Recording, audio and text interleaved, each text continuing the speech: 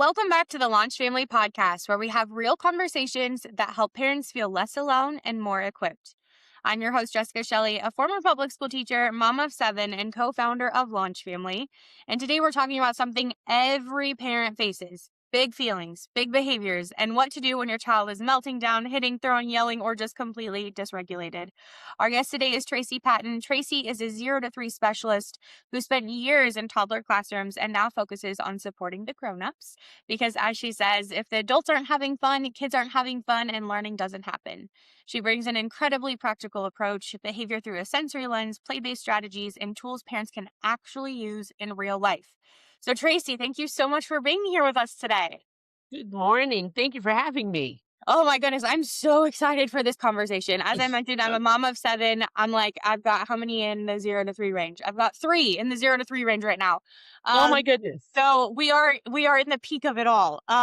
So let's start by giving our listeners a little bit of a snapshot.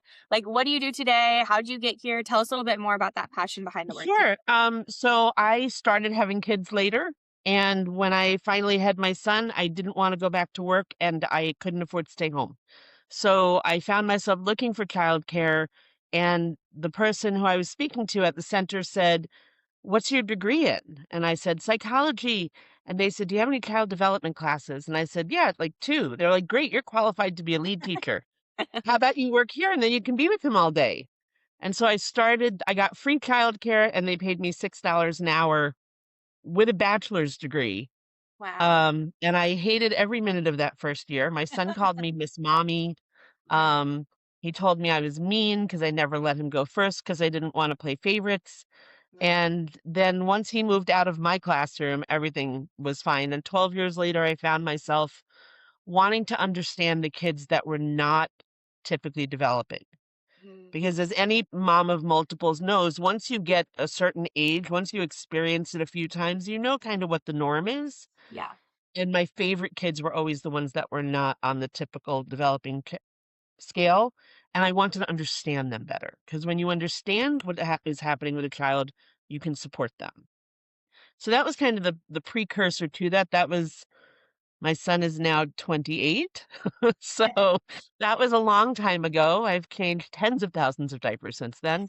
And I spent 19 years in toddler rooms. 1s and 2s are my favorite people on the planet. Yeah. So So fun. yeah, so I went and got a master's degree and ended up right back where I was, but paid better. And then I became a home visiting supervisor, which, if you're not familiar with home visiting, these are programs that support families that have certain risk factors. And a trained individual goes into the home to talk about development and interaction and growth. Early Head Start has those, some other programs.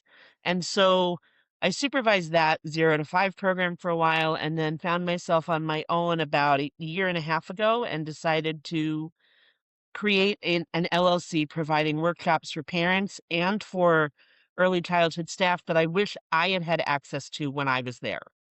And so that's how we came to be. Oh my goodness. What a journey that was really rooted in your experience as a mom, right? Like that's what kind of launched you into this path. Isn't Um it always about our experience as a mom? That's it's what fuels us. so true. It's like, hey, I'm struggling with this or I need this. Let's just create it or do it, whatever capacity, right? And what a trajectory. One of the things that I want to dive really deep into is something that you had mentioned about those kiddos that are maybe not developing as typical. So, behavior is a form of communication. And we know, especially with our 0 to 3s, where they're at all different stages of how they can actually communicate verbally. What does that mean? Like, all behavior is communication in plain language, that for a parent who's in the middle of a hard moment. Well, a lot of times a child is frustrated or angry or cannot tell you or communicate what they want. And rather than responding to what they're doing, we have to understand why.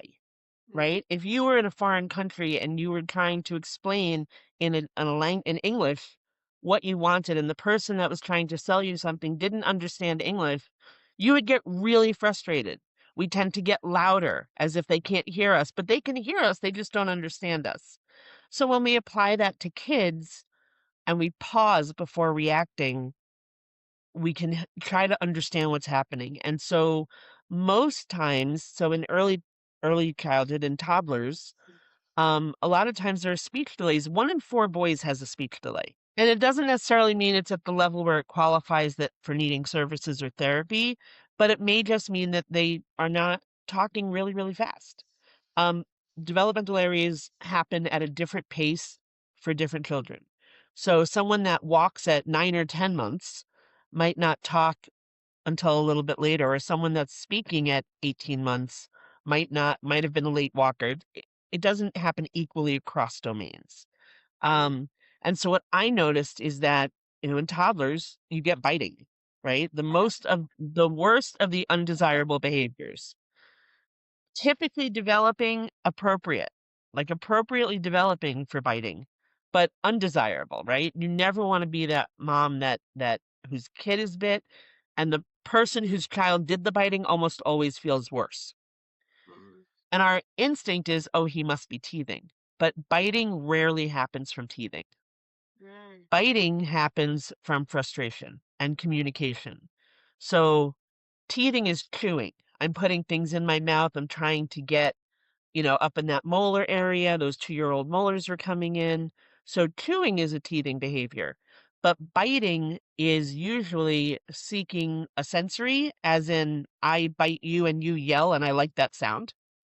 But more often it's, you have a toy that I want. I can't tell you I want it. I'm going to bite you. You're going to let it go. I'm going to get it. Communication achieved. Oh, So if you have a child that's repeatedly biting, there is almost always, in a young child at least, a language, a speech delay, or a speech component to it. Um, that's not to say that, there may be diagnoses of neurodivergence and other delays that are coming, but our first path is he on track for speech? that is such helpful context too, because I think as the mom who has 4 kiddos that are older than the 0 to 3, I'm like, oh my gosh, the biting stage is coming. Like you can kind of anticipate, but it's so helpful to know that that's actually just the form of communication, right? Like it's not Yep. that they're actually being malicious towards their brother or sister intentionally. It's like, hey, can we be more aware of what's happening around this little one right now, so that way we can give him what he needs or what he's wanting. Yeah. Um, so I love that kind of And perspective then if from you have multiples and they're biting each other, we've been there. We've been there in our house. It's a whole nother story. It's like I don't know what to do with y'all right now. Um, but okay, so when a child is having one of these behavior spikes, right? So Yep. what are some of those things that they're typically communicating? You had mentioned like maybe they're wanting something, maybe they're sensory seeking, anything else that like what if they're having a tantrum in the middle of the store? Like what should we maybe Oh, think? I love tantrums. So let me backtrack a minute. Yeah, yeah. The the definition of speech is broken down into 2 things. There's receptive speech and expressive speech. Mm. So sometimes people confuse them and say, well, he understands everything I'm saying. And he likely does, because a speech delay usually does not include receptive. They understand everything. They just can't respond with words. So the difference between communication and speech, like one of the things that happens in a toddler room is I'll ask if the parent has any developmental concerns. And they'll say, well, no, he communicates just fine. I'm like, well, he's just over 2 and I'm not hearing a whole lot of words. Does he speak more at home? He's like, oh, I understand everything he says. I said, tell me what that looks like. And so when he wants something, he'll point to it and he'll gesture and he'll make sure that I understand him. So that's communication, but it's not speech. Speech is using words or signs that other people not related to you, because we're all fluent in our own kid, understands, right? And so that's always the first step, is to make sure we're all on the same page and understanding what the communication looks like and what the needs may be. When it comes to big feelings, right? We all have tantrums in our own little way. Yeah. I'm sitting here with a cup of coffee. If I walked into a classroom and someone tried to pry that cup of coffee out of my hand, it would not be pretty, right? And yet we take a child that's going into a classroom and has a lovey with them or a blankie or doesn't want to give up their coat, and we immediately take it away from them. Mm. And we don't let them have that moment to process and come in and put it down. So if we're in a store and they want something and the answer is no, um, that same reaction happens. So there are ways of doing that. And it comes down to social emotional learning and development, Mm, right? So what I used to do with my kids back in the day when there's Toys R Us, which, for those that are young and don't know yeah. Toys R Us, it's a big Walmart-sized store, just toys. Um, and we would have to go buy a gift for someone. And the dreaded time you have to shop for a gift for a child and not be able to leave your kids at home, Yeah. we used to have a conversation first. So it's about communication. Today we are buying a gift for Joey. It's a just looking day for you. And I used to keep a little notepad, those little tiny memo pads that on the spirals. I Yeah. used to keep one in my purse. And every time they saw something they wanted, regardless of what time of year it was, I said, let's put it on the list. And the Mm, list was when your birthday comes, when Santa Claus is coming, when there was another gift, when someone asked what you want for your birthday. yeah. And anytime we walked in a store and they said, I'm like, let's put it on the list. And when they got older, they would write it on the list, Oh, right? And they're like, and I'm talking like 3, right? They would take the pencil. And so what happens is they felt heard. You acknowledged the want or the need, and you set a boundary that says, now is not the day where we're buying this for you. We're buying this for them. If this is what you want, we can put what we got for him also on your list. And then when that time comes, Christmas, birthday, Hanukkah, whatever, we review the list. And, it's like 15 pages now, right? Half of it they don't even remember. right. And then we say, all right, pick 3. Or what should we tell the aunts and uncles? What should we tell your friends? What should we tell? And we check it off. And so those pages disappear. And so programming yourself to remember, just like, how often have we walked into Costco or walked into any department store where they have the things that we need and the things that we want? So true. And impulse, listen, impulse control does not end at toddlerhood. I can't walk into Costco without coming back with something not food It or wasn't on not the meat, list, but we still got it. right? So when we prepare, and I say to myself, we are coming in for food. You're just picking up a chicken for dinner. Do not go to the clothing area, So true. right? And so it's the same for kids. So as we prepare them, they learn boundaries and they learn control and all that stuff. And when my kids were little, the prevailing system was ignore it, Mm, right? Do not give in, but B, do not ignore it. Ignore the behavior and it will stop. And when they find out it's not working, they'll stop. What that also does is disregards feelings. And who wants to disregard your child's feelings, right? So by saying, I know you really want that. I'm sorry that you're frustrated or sad. I can't help you with that today, but we can do this when we get home, mhm. right? You're going to acknowledge their feelings, give them the support that they need, and then move on. And then follow through. If you said we're going to go home and have a snack, make sure they get to pick the snack. Yeah. Oh my gosh. Well, I love that context too. And I think I saw something floating around on social media maybe a couple years ago where moms were like taking pictures of their kids, like holding the item in the store. And so like that's what we adopted. So similar to like the notepad idea, but then they can go back and they can like see the picture. So for moms that are like, oh my gosh, I don't need one more thing in my diaper bag, just use your phone. Like you have the tools around you. Like it's okay. And you have a note app on your phone. Yeah. You can have him. How do you think you spell that, right? Build it into learning. Yes. Oh my gosh. Play-Doh. How do you think we spell Play-Doh? P-L dough, right? And you'll get great spelling with, especially with preschoolers. Yeah. Magic, MJK, magic. Yes. Um, Oh my. and then you read books about feelings, Mhm. right? So we read books about, there's so many books, and I'm happy to share. I have a social emotional book list, and I'm happy to share it with you for your Phenomenal. site. Yeah, we'll be able Um, to link it in the show notes as well for listeners too. and there's anything that so I happen to have this on my desk because I'm doing a social emotional story time at a museum. And their theme this week is the ocean. They're having mermaids visit and all that stuff. And so this is called the Emotions Aquarium, Cool. right? And there's a series. So there's the anxious axolotl and the grumpy guppy. And Oh. it talks about how you feel when you're grumpy, right? Mm. We all get grumpy. And so when you introduce books that talk about feelings early on, kids understand how to manage feelings later. It is super helpful. And I love like the playful context too of exposing it through a story, right? It kind of takes the pressure off of the parent too. Or How do I so express many this? good books. Well, one of the things that you had just kind of illustrated is like setting that boundary and being clear and consistent. So why is that? Why do kids do better when there is clear and consistent boundaries versus maybe if there is a little bit of like, oh yeah, it's fine for today, or those sorts of interactions. I think just like adults, consistency and routine are important. If you have a set routine, um, and you wake up an hour late, or you're running late, or you forget your coffee, or the car doesn't start, you're completely dysregulated, right? And when we're dysregulated, big feelings are a lot easier to get through.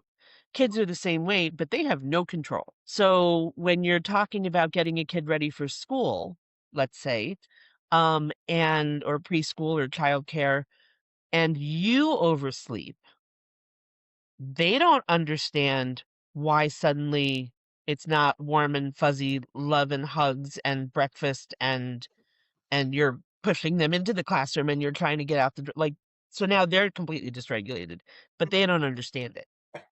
And so when kids are unsure about what comes next, they can get dysregulated. It's all about regulation, right? And when we are dysregulated or our kids are dysregulated, the answer is not tell them to calm down. It is to help them to calm down. So my son, who uh has a little bit of anxiety and will get very escalated, and I used to say, calm down, and he was like, "Ma, nobody in the history of the world has ever calmed down by being told to calm down." Oh my gosh, so true, so true. That is very true. Yes, it is. So now we teach parents how to calm with them, because a dysregulated or activated child usually comes with a dysregulated or activated adult, or vice versa. Emotions are contagious, the good ones and the bad ones. Ooh, I like that. And right? I mean, if you're in a grumpy mood, you tend to attract grumpy moods. Mhm. And vice versa. If you walk into a room smiling, good morning, I'm so happy to be here. The sun is shining. It's really hard. You may not be happy about being woken up, but you're at least going to be greeted with a smile and follow along. Yeah. So we have to co-regulate. So when we're going to say, I see that you are really upset about this, Mhm. I can't understand you and help you until you calm down. Let's try to calm down together. We Mm. don't tell a child to take a breath. We breathe with them. And so one of the things that I love to do is teach adults how to breathe with their children that will attract or let the child join in. So the first one we do is always 5-finger breathing, because you always have a hand with you, It's a great one. right? In the car, in the cart at the store, wherever. So, and we breathe. We go in and out and in. You can use a feather, you can use a straw, it tickles. So we start with 5 fingers and we do it with the child. Show me your hand, and you match the hand and you do it together. Sometimes you need both hands. Sometimes you need all 4 hands. Sometimes you need your toes, but eventually we will calm down. I love Um, for kids that love butterflies, you can do butterfly breathing and flap your arms in and out. If you're talking about shapes at school, you can do square breathing, triangle breathing, whatever kind of breathing you need. Breathing is always number one. And blowing bubbles with little ones, because you're teaching them how to take that deep breath and blow out. We start with smell the flowers and blow out the candles. Everybody loves to blow out a candle. So it's all about the calming together. my gosh, I love those tips. And it takes me back to my classroom days too, because we had like a calm down corner that we put in because, yeah, I mean, it's good for every child, but our district was also like full inclusion. And I was like, I have to have more resources that can be tangible and that can visualize these because, we had some kiddos that weren't, developmentally where they could read or like be able to walk themselves through these processes. And I was like, we need visuals. So, oh, what do you recommend for parents to kind of keep inside of like their own calm down toolbox? Like you had mentioned, like, so bubbles is a great one. You've got your hand with you wherever you could go. If they're noticing escalating behavior or if they're practicing things at home, is there anything else that you would recommend for them to kind of keep in their back pocket? So much. So one of the things that I talk about, and I have a workshop on this, is that all feelings are okay. Mm, All the feels. Breathing only gets you so far. Breathing only gets you to the calm down stage. But as we all know, sometimes you need to scream. mm, Sometimes you need to have that big feeling and you need to hit something. Sometimes you need to just stomp, right? There's a million memes that says, go into the woods and just scream, right? Um, so what can we do with big feelings? I think most parents at this point have seen the Inside Out movies, the Disney movies, right? Anger is red, he's always blowing his top, and sadness is blue, and she's always, meek and mild and sad. mhm, And so we do something called the zones of regulation. So red, yellow, green, and blue. And there are different activities that you can do to express any of those really big feelings. So when you are angry or really excited, because big feelings happen on the positive and the negative side, mhm, what is something that you can do? It's not about not hitting, it's about what you're hitting. So if you need to, I don't know if you remember those big inflatable clowns that are weighted on the bottom and you can punch it and it pops back up, right? So my son, we had some they were going through some grief issues when they were young, and he was always wanting to hit thing. And we put a sandbag in the basement, mm, something he could safely hit. That was not his little sister. And so we acknowledge that sometimes you need to do that. So what I do is we always have big pillows that you can hit. You can even make a special pillowcase with a target or something that indicates this is a hitting pillow. Um, I give kids styrofoam and golf tees and little hammers, and they can pound. that's a great idea. They can rip up paper, old newspapers. They can crumple up tissue paper and then have a snowball fight. Take the big bubble wrap and we tape it to the floor and we stomp on it. So those are big feelings, right? There are 3 rules to anger. You may not hurt yourself because some kids will bang their head. Mm, Some kids will do things that will are sensory seeking that will hurt themselves. Um, you can't hurt yourself. You can't hurt others. And as my little friends at Storytime said, or the dog, so or pets. aw, You may not hurt your others or animals. And you may not destroy property. So you can't rip up the books. So what do? We give them something that is safe to rip. love that. Back in the day, we used to use phone books. You can't find those anymore. Phone books were great to rip. But now old newspapers, old magazines, things that are okay. And so and then we make a screen box. So screen boxes are lots of fun. Screen box is a small box, and God bless Amazon, there's always a small box around with a paper towel tube. Little hole, stick the tube in, fill the box with crushed up, paper or whatever, and they can scream into the box, and it muffles the sound for everybody else, but it lets them scream without making the neighbors think that you're It's amazing. doing something horrible. Oh my gosh, all like practical stuff that you would have around your house, and then it just like Oh, yeah. give them the structure of like, okay, this is how we can release it in a way that's like safe and within the boundary. And every station, every color, every zone has a breathing activity. So in the red zone, it might be dragon breathing, Mm. right? You're going to deep breath in. Whereas the happy zone, the yellow zone, might be pinwheels or bubbles. In a sad zone, you might want to take a thick the smoothie straws Mm, and blow feathers. Try to keep the feather up in the air. With older kids, you could use a balloon. Try to keep a balloon up in the air. yeah. And so there's always a breathing component, but it ties to a feeling, and it's a little, it's impossible to stay grumpy when you're blowing bubbles or a pinwheel. I was gonna say, I feel like if there's an instant smile right there, it's like, okay. right? Or it's like, and I could imagine like the older kids too, they're like, oh my gosh, this is so lame or this is so silly. It's like, yeah, I'm gonna like whatever attitude you've got, right? Like they're gonna come out of that so quick. You Uh, would be surprised. So I do an after school club for first, second, and kindergarten, first and second graders called the Emotions Explorers. oh, cool. And so the difference is not the feelings, it's what triggers the big feelings. Mm, So whereas a toddler or a preschooler might get upset that it's not their turn on their favorite toy or they can't have what they want at that time, with an older child, it might be my best friend is playing with someone else and I feel excluded. It might be the start of of bullying, which happens as young as 4, wow. right? And so kids notice differences and they don't have that filter. Mm, And so with older kids, you're seeing the different triggers for it, right? And then you have that after school restraint collapse where they come home in a bad mood, but their day was fine. yeah. Oh my goodness. Well, I think that's all super helpful. I think for our parents that are listening in too, be sure to check on Tracy's resources that we'll have linked in the show notes. Before we go, I want to touch on one more thing, which is this kind of like buzzword when it comes to parenting, which is gentle parenting. Because a lot of the things that you have talked about sound maybe towards that way, but I want you to kind of clarify for us what that is. So what is gentle parenting?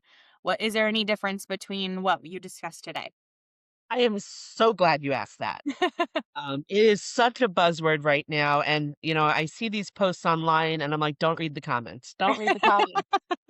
Because, that kid needs a good slap or, my Oh god. parents hit me and I did just fine. And I'm like, but did you? Did you really? Yeah. Because how did you feel at that time?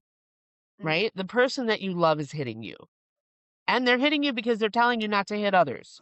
Makes no sense, right? I think the biggest thing that we can understand is that gentle parenting is not permissive parenting. mm, Gentle parenting does not mean the answer is always yes. It does not mean you don't say no or you always get your turn or you always get your way. Gentle parenting means I understand that you want that.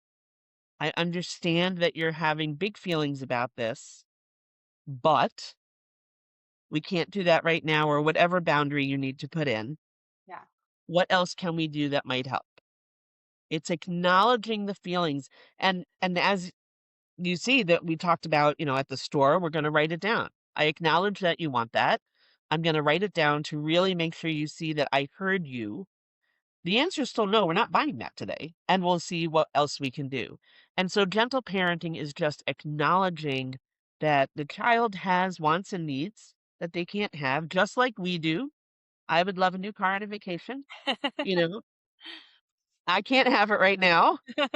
And what can we do? Right. And so that's really the key is to pause.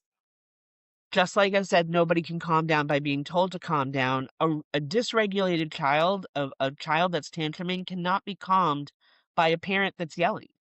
Mm. You have to calm yourself. Our job is to share our calm, not join their chaos. Ooh, I love that. And that is really the key. When we acknowledge that they have feelings too. And we also don't want to put our feelings on them, right? They are not responsible for how we feel. You are making mommy sad, Mm, right? We don't want to put that on a child. You can say, I'm sad that I can't always give you what you want. Let's figure out what we can do together.